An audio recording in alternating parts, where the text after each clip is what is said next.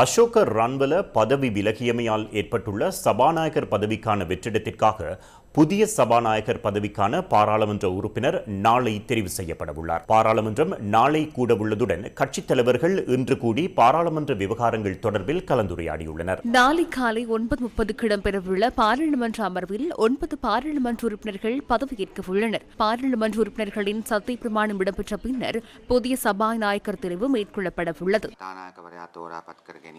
புதிய சபாநாயகரின் தெரிவு இடம்பெறவுள்ளது. 64 வருடங்களுக்கு உட்பட்ட அரசியலமைப்பின் பிரகாரம் 2 பாராளுமன்ற நிலையியல் கட்டளைகளின் பிரகாரம் மேற்கொள்ளப்பட வேண்டிய விடயமாகும்.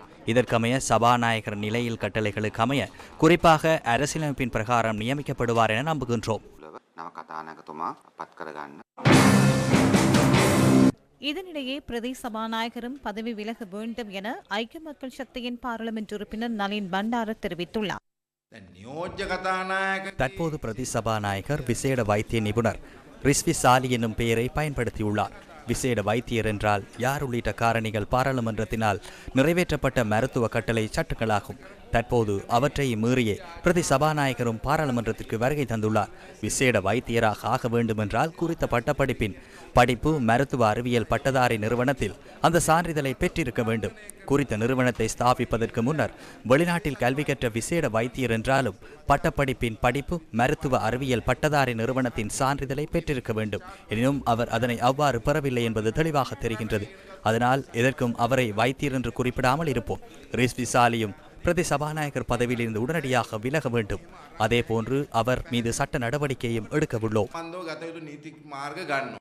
சில நாட்களுக்கு முன்னர் பிரதி சபாநாயகர் டாக்டர் ரிஸ்வி சாலி தனது மருத்துவ கல்வி தொடர்பாக எழுந்த விமர்சனங்களுக்கு தனது முகநூல் பக்கத்தில் பதிலளித்திருந்தார். 1986 ஆண்டு பாகிஸ்தானின் முல்தானில் உள்ள நிஸ்தார் மருத்துவக் கல்லூரியில் தனது MBBS பட்டப்படிப்பினை நிறைவு செய்துள்ளார் என அதில் குறிப்பிடப்பட்டுள்ளது. டாக்டர் ரிஸ்வி சாலி கொழும்பு பல்கலைக்கழகத்தில் கண் காது மூக்கு தொடர்பான DLO டிப்ளமோ பட்டத்தையும் நிறைவு செய்துள்ளதாக தனது பதிவில் குறிப்பிட்டிருந்தார். தாம் இலங்கை மருத்துவ சபையில் பதிவு செய்யப்பட்ட வைத்தியர் எனவும் அவர் அதில் மேலும் சுட்டிக்காட்டியுள்ளார்.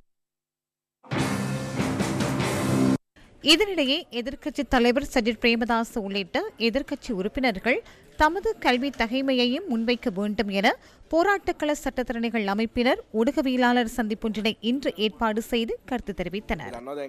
சஜித் பிரேமதாச என்பவர் கல்வி தகுதியுடையவரா என்பதே தேர்தல்கள் நெருங்குகின்ற சந்தர்ப்பத்தில் முதலாவது எழுகின்ற பிரச்சனையாகும் என்பது நாம் அறிந்த விடயமாகும். சஜித் பிரேமதாசவின் கல்வி தகமை தொடர்பில் அனைத்து மேடைகளிலும் கேள்வி எழுப்பப்படும் அல்லவா? அது தொடர்பில் வெளிப்படுத்துவதற்கு இப்போது சஜித் பிரேமதாசவிற்கு சந்தர்ப்பம் ஒன்று உருவாகியுள்ளது என நாம் நினைக்கின்றோம். இப்போது வெளிப்படைத்தன்மை நிலைமை உருவாகியுள்ளது. இந்த நிலையில் ஆளும் எதிர்க்கட்சி வேறுபாடின்றி ஆளும் கட்சியில் உள்ளவர்களும் தமது கல்வி சான்றிதழ்களை முன்வைத்து தாங்கள் பொருத்தமானவர்கள் எனவும் தமது கல்வி நிலை சரியானது எனவும் கூற முடியும். எதிர்க்கட்சிக்கும் எதிர்க்கட்சி தலைவரிடமிருந்து ஆரம்பிக்க முடியும். எதிர்க்கட்சி தலைவர் சஜித் பிரேமதாச அவர் பெற்றுக்கொண்ட கல்வி தகமையை முன்வைக்க முடியும். அவர் பெற்றுக்கொண்ட கல்வி பொதுத்தராதர சாதாரண தர பரீட்சை பெறுபவர் தொடர்பில் கூறுகின்றார். உயர்தர பரீட்சை பெறுபவர் தொடர்பில் கூறுகின்றார். பட்டம் அல்லது டிப்ளோமா சான்றிதழ் தொடர்பில் கூறுகின்றார். அவருக்கும் அவருடைய கல்வி தகுதியை முன்வைக்க முடியும்.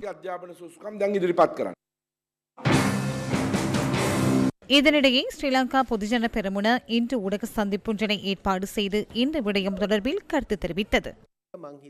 இவ்வாறு தமது கல்வி தகுதியை போலியாக காண்பித்த ஒருவருக்கு பாராளுமன்ற உறுப்பினர் பதவியை வகிக்கும் தகுதி இருக்குமாக நான் நினைக்கவில்லை. அந்த வகையில் மிகவும் புத்திசாலித்தனமாக மக்களுக்கு அவர்கள் வழங்கிய வாக்குறுதியை நிறைவேற்றுகின்றனர் என்று நாங்கள் நினைக்கின்றோம். அதே போன்று சபாநாயகர் மாத்திரமல்ல, மேலும் சிலர் இந்த விவகாரத்தில் சிக்கியுள்ளனர். மக்களுக்கு வழங்கிய வாக்குறுதியினை போன்று அவர்கள் தொடர்பிலும் ஜனாதிபதி அனுரகுமார திசாநாயக்க நடவடிக்கையினை மேற்கொள்ள வேண்டும். இல்லையாயின் மன்னர்களுக்கு வெள்ளம் தயாரித்தது போன்று ஜனாதிபதியின் செயல் அமைந்துவிடும்.